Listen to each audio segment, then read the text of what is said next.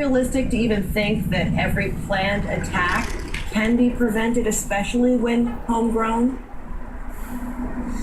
No, I don't think we should have the expectation that we can be perfect in our safety.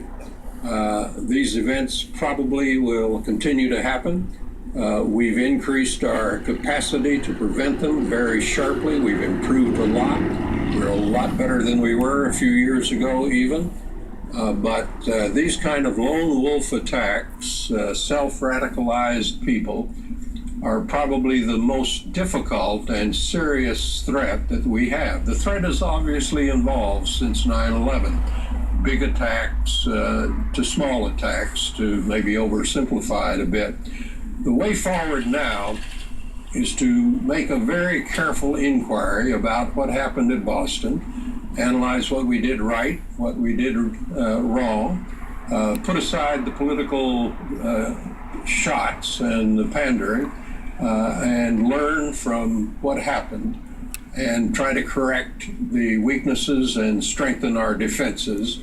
But we must not have exaggerated expectations about what we can achieve. We cannot achieve perfection. So, Governor Kane, if the focus during the 9/11 Commission was what to do, how to prevent, how to respond to organized group attacks, might this week's hearing that's going to unfold beginning this week in Washington, might that focus be more on the lone wolf attacks, the homegrown terrorism, and the tactics and the strategies on trying to prevent or identify them?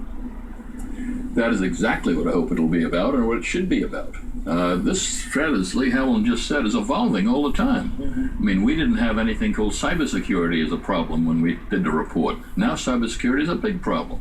The lone wolf terrorists that we're talking about, like these two brothers, that wasn't a problem in 9/11. Now it is a problem. And so our government's got to keep ahead, not behind. It can't be looking at what happened yesterday and preparing for the last event. It's got to look what might the next event be. And so we got to continue to do that. My hope is this hearing is a good step. Congress has been very good in this particular area in a sense that has not been partisan. Republicans and Democrats have been together. And you think that will continue? I think it's got to. National security is the most important responsibility I think government has to keep us safe. And to do that, that's not a Republican or a Democratic priority. That's something everybody's got to work together on, and hopefully they will. Congressman, do you worry about that, whether partisanship will interfere with progress here? Well, you have to worry about it just because of the general polarization in Washington today. But at the end of the day, look, we've had a pretty good record here, despite the politics, over a period of time, and I think we have to build on that. And of course, Tom's absolutely right. We have to have absolute effort to get bipartisanship. Now we've still got some gaps here. I read the other day, for example, that we are still in the planning stages on interoperable communications at the site of the disaster. Well, that is so frustrating to us, because one of our major recommendations is that the first responders have to be able to seamlessly communicate with one another. So there's still some gaps here that we've got to work on to close. That's one of them. There's several others.